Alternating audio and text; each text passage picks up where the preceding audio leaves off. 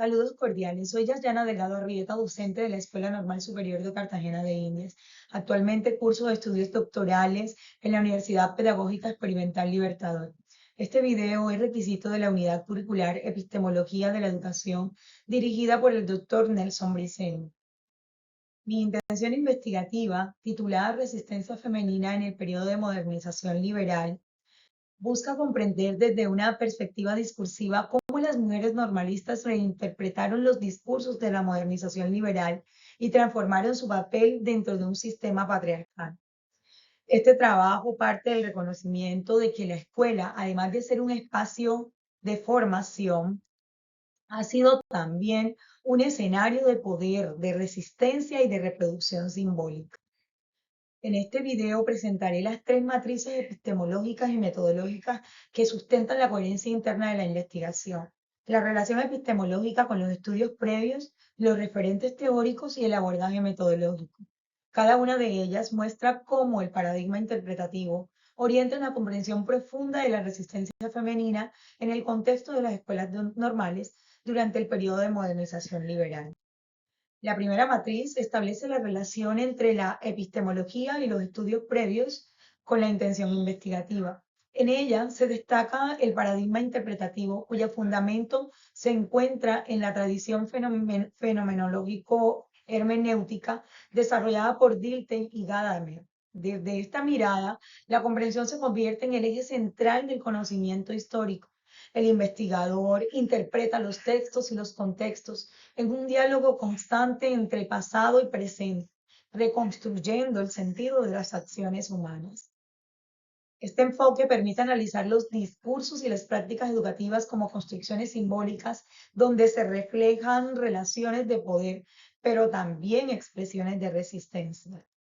La epistemología cualitativa complementa este paradigma al privilegiar la comprensión profunda de los fenómenos sociales y culturales desde la perspectiva de los actores. Como señala Flick, la investigación cualitativa busca captar significados de las acciones y discursos en los contextos donde se producen. A su vez, la perspectiva histórica discursiva, apoyada en Foucault, Freiberg y Van Dijk, concibe el discurso como una práctica social que produce saber, regula comportamiento y delimita lo que puede pensarse, decirse sobre la mujer, la educación y la nación. Finalmente, la postura crítica del conocimiento reconoce que todo saber se produce en el marco de las relaciones de poder.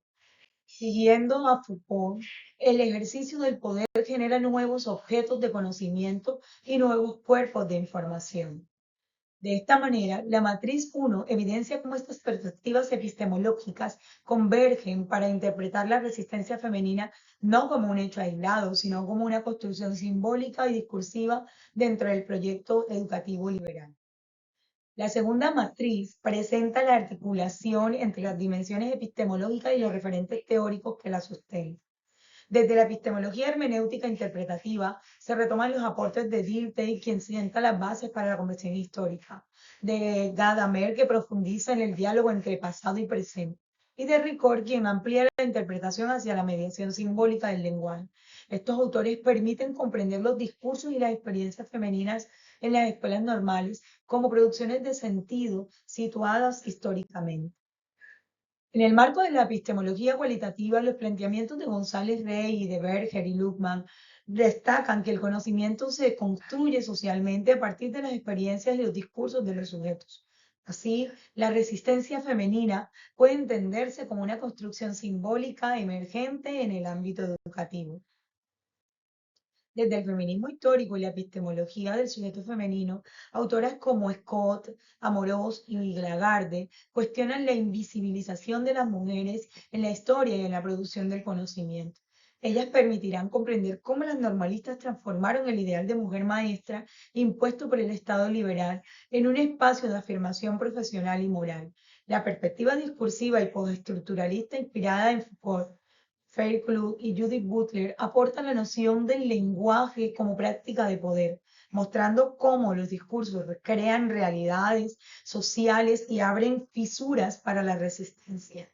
Finalmente, las epistemologías crítica y sociocrítica, con autores como Giraud, Freire, Vygotsky y Raymond Williams, amplían la mirada hacia la educación como un campo de disputa ideológica y cultural.